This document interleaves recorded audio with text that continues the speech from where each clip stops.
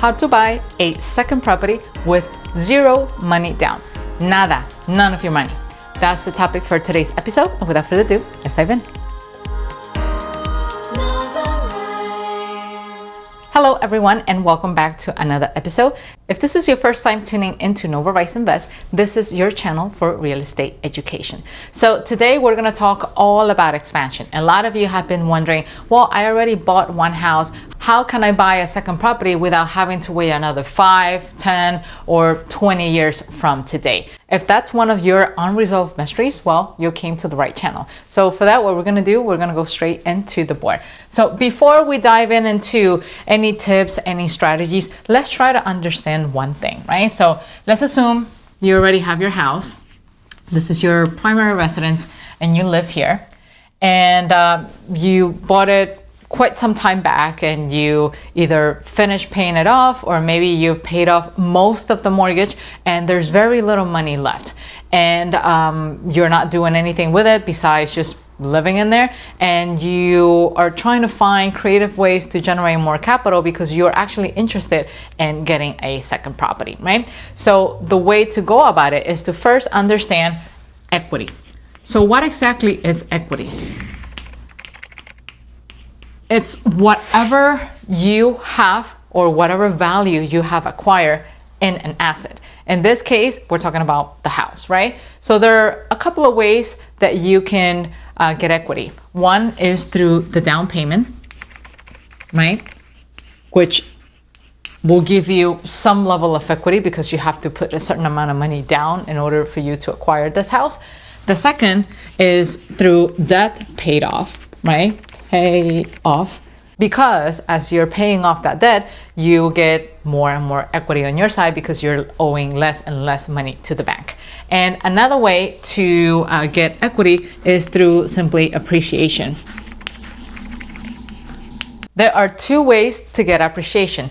One is to, let the property value grow organically, right? Maybe you invested in a really good neighborhood, and over time the housing prices it just started to go up, right? So that's the organic way. The other way is by forcing it, right? So force. How do you force appreciation? Let's say you buy a house, you fix the deck, you fix the kitchen, you make it look very nice, you put a nice luxury bathroom with heated floors, and you just bring up the value of a property. That's how you do the forced appreciation. So there you go. 3 ways to acquire equity. One is through the down payment, which you already have. The other way is through the debt paid off, and then the last one through appreciation. So let's say you have a house that was worth $200,000 at the time that you bought it, and you put down 20% down. So that means you ended up putting $40,000, right? So we're gonna put $40,000 right here. So you put $40,000 right here, and then you managed to pay off a good chunk of money. Let's say you paid off $50,000 over time. So you have $50,000 right here that we're adding to the mix. And let's say your neighborhood did pretty well and the house is also appreciated in price over time. And let's assume that it appreciated 20%, right? So 20%, that means another $40,000. That means you have a total equity of $130,000. You see, this is how much you have available for you in cash, just that you don't know that it's cash, right? So now, how do you tap into this equity? How do you use this equity? How do you leverage this equity to buy that second property? Well, it's very simple. You can do it 2 ways. You use your house and you can apply for a cash out refi or a cash out refinance, or you just simply do it through a HELOC. There you go. So what is a cash out refi? It's just literally another mortgage, right? So you can either, depending on where you are right now, if you fully paid off your mortgage, that means you will acquire a new mortgage. But if you still owe money in your existing property, that means you're gonna take out a second mortgage called a cash out refi that it's willing to give you cash for the equity that you have. So you can literally take $130,000 as a cash out refi, and you can buy a property cash or utilize that money as a down payment for another property. all through the concept of other people's money. You, at no point in time, utilize any of your money, nothing out of your pocket. You just simply leverage an asset that you have. You went to the bank, you asked the bank to lend you money, that's other people's money, and then you finance the other half of the equation if you're doing it through financing, or you can, like I said, use all $130,000 and purchase a property cash. Now, some of you might wonder, but what about the closing costs? Like, isn't that something that you have to pay? Don't worry. You can actually lump it into the $130,000. Let's say the closing cost was what? $5,000.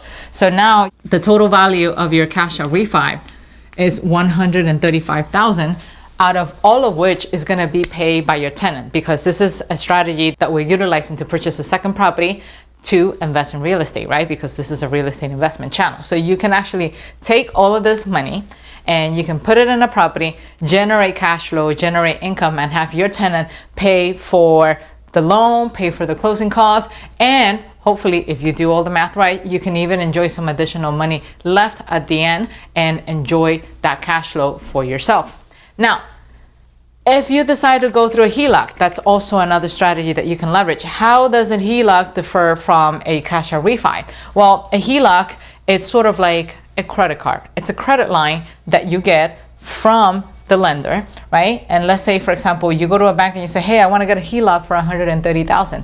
So what does that mean for you? It means that they're going to give you a credit line of $130,000 that works like a credit card, and you were going to utilize just what you need. So let's say you don't want to pay all $130,000. You just want to take 20%, so you can use it as a down payment for another property. So let's say the second property that you saw also cost $200,000, and 20% of it is $40,000. So you're going to take $40,000 out of this equation, and you're going to put it towards the second house. You're going to finance it and do the same story, place a tenant in there and enjoy cash flow, right?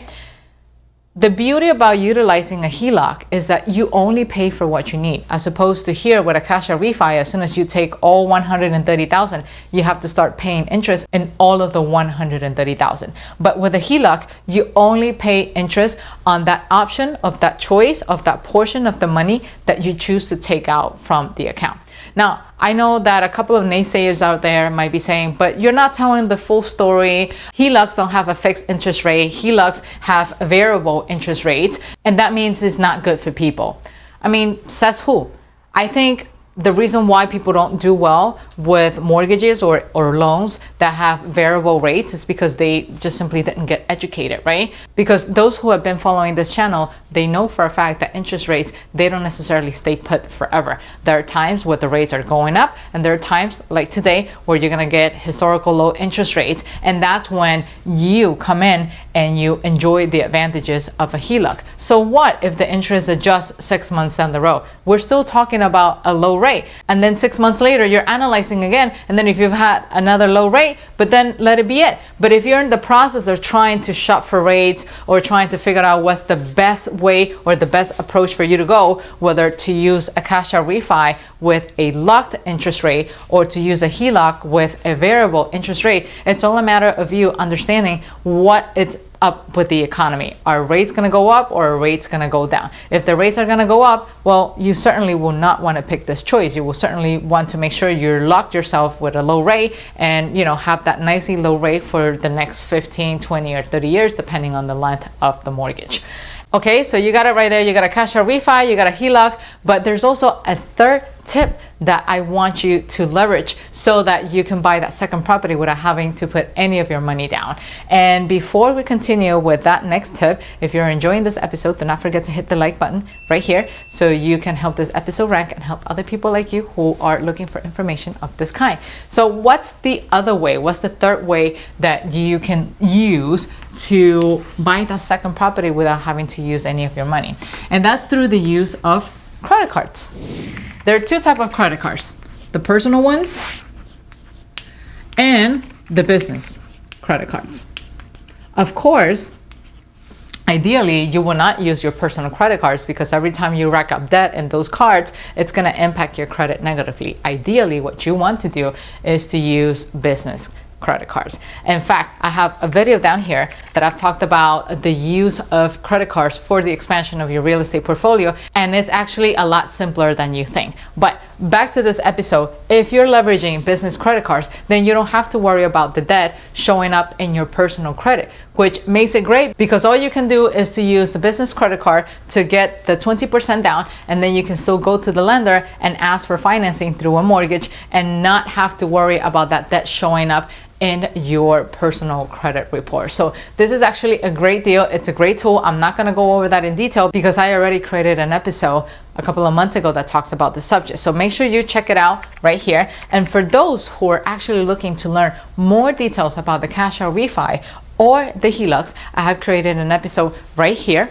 So make sure you check it out. And this episode is gonna help you complement everything you just learned today in here.